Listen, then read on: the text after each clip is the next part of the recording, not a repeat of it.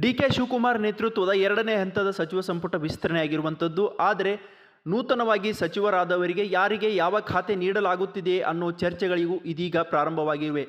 ಸಾಕಷ್ಟು ಬಾರಿ ಸಚಿವರಾಗಿ ಕೆಲಸ ಮಾಡಿದವರು ಸಹ ಈ ಸಚಿವ ಸಂಪುಟದಲ್ಲಿದ್ದಾರೆ. ಜೊತೆಗೆ ಹೊಸ ಮುಖಗಳು ಸಹ ಸಚಿವ ಸಂಪುಟದಲ್ಲಿರುವ ಕಾರಣಕ್ಕಾಗಿ ಯಾರಿಗೆ ಯಾವ ಖಾತೆಯನ್ನು ನೀಡಿದರೆ ಎಷ್ಟು ಆಡಳಿತವನ್ನು ಪರಿಣಾಮಕಾರಿಯಾಗಿ ನಡೆಸಿಕೊಳ್ಳಲು ಸಾಧ್ಯ ಅನ್ನೋ ಲೆಕ್ಕಾಚಾರದಲ್ಲಿ ಇದೀಗ ಮುಖ್ಯಮಂತ್ರಿ ಡಿ.ಕೆ. ಶಿವಕುಮಾರ್ ಅವರು ತೊಡಗಿದ್ದಾರೆ. ಹೀಗಾಗಿ ಒಂದು ಸಂಭಾವ್ಯ ಸಚಿವರ ಪಟ್ಟಿಯೂ ಸಹ ಎಲ್ಲೆಡೆ ಹರಿದಾಡ್ತಾ ಇರುವಂಥದ್ದು ಸಾಮಾಜಿಕ ಜಾಲತಾಣದಲ್ಲೂ ಸಹ ಚರ್ಚೆಗೆ ಕಾರಣವಾಗ್ತಾ ಇದೆ. ಈ ಕುರಿತು ನಾವು ಈ ಪಟ್ಟಿಯನ್ನು ನೋಡಬೇಕಾದ್ರೆ ನಮ್ಗೆ ಅರ್ಥ ಆಗುತ್ತೆ.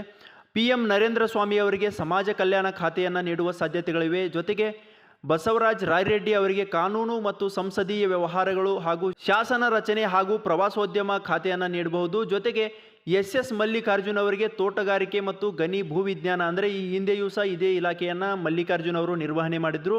ಅಲ್ಲದೆ N. ಚಲುವರಾಯಸ್ವಾಮಿ ಅವರಿಗೆ ಕೃಷಿ, ಜೊತೆಗೆ KM ಶಿವಲಿಂಗೇಗೌಡ ಅವರಿಗೆ ವಸತಿ, ಲಕ್ಷ್ಮಣ ಸವದಿ ಅವರಿಗೆ ಸಹಕಾರ ಹಾಗೂ ಸಕ್ಕರೆ ಖಾತೆಯನ್ನು ನೀಡುವ ಸಾಧ್ಯತೆಗಳಿವೆ. ಅಲ್ಲದೆ ಮಧು ಬಂಗಾರಪ್ಪ ಅವರಿಗೆ ಪ್ರಾಥಮಿಕ ಮತ್ತು ಪ್ರೌಢ ಶಿಕ್ಷಣ ಖಾತೆ ನೀಡಬಹುದು.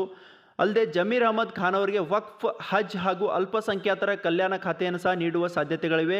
ಇನ್ನು ನೂತನವಾಗಿ ಸಚಿವರಾಗಿರುವ KN ಬಸವಂತಪ್ಪ ಅವರಿಗೆ ಪೌರಾಡಳಿತ ಖಾತೆಯನ್ನು ನೀಡುವ ಸಾಧ್ಯತೆಗಳಿವೆ. ಅಲ್ಲದೆ ವಿಜಯಾನಂದ ಕಾಶಪ್ಪನವರವರಿಗೆ ಕೈಮಗ್ಗ ಹಾಗೂ ಜವಳಿ ಖಾತೆಯನ್ನು ನೀಡಬಹುದು. ಜೊತೆಗೆ ಕೃಷಿ ಮಾರುಕಟ್ಟೆ ಖಾತೆಯನ್ನು ಸಹ ನೀಡಬಹುದು.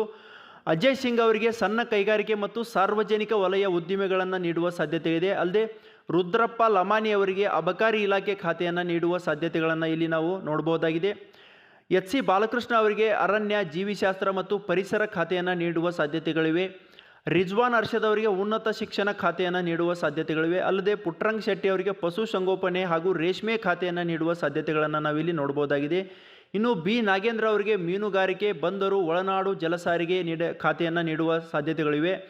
ಇನ್ನು ಸಂತೋಷ್ ಲಾಡ್ ಅವರಿಗೆ ಯಥಾವತ್ತಾಗಿ ಕಾರ್ಮಿಕ ಇಲಾಖೆಯನ್ನು ನೀಡುವ ಸಾಧ್ಯತೆಗಳಿವೆ. ಈ ಹಿಂದೆಯೂ ಸಹ ಸಚಿವರಾಗಿ ಕೆಲಸ ಮಾಡಿದ್ದ ಸಂತೋಷ್ ಲಾಡ್ ಅವರು ಕಾರ್ಮಿಕ ಇಲಾಖೆಯಲ್ಲಿ ಸಾಕಷ್ಟು ಒಂದು ಅಮೂಲಾಗ್ರ ಬದಲಾವಣೆಗೆ ಸಹ ಶ್ರಮಿಸಿದ್ದ ನಾಯಕರಾಗಿದ್ದರು. ಈಗ ಮತ್ತೆ ಅದೇ ಖಾತೆಯನ್ನು ಅವರಿಗೆ ಒಲಿಯುವ ಸಾಧ್ಯತೆಗಳಿವೆ. ಇನ್ನು ಶಿವರಾಜ್ ತಂಗಡಿಗೆ ಅವರಿಗೆ ಹಿಂದುಳಿದ ವರ್ಗ ಮತ್ತು ಕನ್ನಡ ಮತ್ತು ಸಂಸ್ಕೃತಿ ಇಲಾಖೆಯನ್ನು ನೀಡುವ ಸಾಧ್ಯತೆಗಳಿವೆ. ಇನ್ನು T. ರಘುಮೂರ್ತಿ ಅವರಿಗೆ ಪರಿಶಿಷ್ಟ ವರ್ಗಗಳ ಕಲ್ಯಾಣ ಇಲಾಖೆ ನೀಡುವ ಸಂಭಾವ್ಯತೆಯನ್ನು ಸಹ ಇಲ್ಲಿ ನಾವು ನೋಡಬಹುದಾಗಿದೆ. ಹೀಗಾಗಿ ಡಿ.ಕೆ. ಶಿವಕುಮಾರ್ ಅವರ ನೇತೃತ್ವದ ಸಚಿವ ಸಂಪುಟ ಈಗಾಗಲೇ ಸಂಪೂರ್ಣವಾಗಿ ಭರ್ತಿಯಾಗಿದ್ದು ಕೇವಲ ಒಂದು ಸ್ಥಾನ ಬಾಕಿ ಇದೆ. ಆದರೆ ಇದೀಗ 19 ಸಚಿವರು ನೂತನವಾಗಿ ಆಯ್ಕೆಯಾಗಿದ್ದಾರೆ ಕಾಂಗ್ರೆಸ್ ಪಕ್ಷದಲ್ಲಿ. ಜೊತೆಗೆ ಹೈಕಮಾಂಡ್ ಮಟ್ಟದಲ್ಲೂ ಸಹ ಈ ಬಗ್ಗೆ ಚರ್ಚೆ ಆಗ್ತಾ ಇದೆ. ಮುಂದಿನ ಹಂತಗಳಲ್ಲಿ ಕಾದು ನೋಡಬೇಕಿದೆ, ಯಾರಿಗೆ ಯಾವೆಲ್ಲ ಖಾತೆಯನ್ನು ನೀಡಲಾಗುತ್ತದೆ ಅನ್ನೋದನ್ನು ನಾವು ಕಾದು ನೋಡಬೇಕಿದೆ. ಹೆಚ್ಚಿನ ವಿಡಿಯೋಗಳಿಗೆ ಪ್ರತಿಧ್ವನಿ ಯೂಟ್ಯೂಬ್ ಚಾನೆಲ್ ಸಬ್ಸ್ಕ್ರೈಬ್ ಮಾಡಿ, ಬೆಲ್ ಐಕಾನ್ ಕ್ಲಿಕ್ ಮಾಡಿ.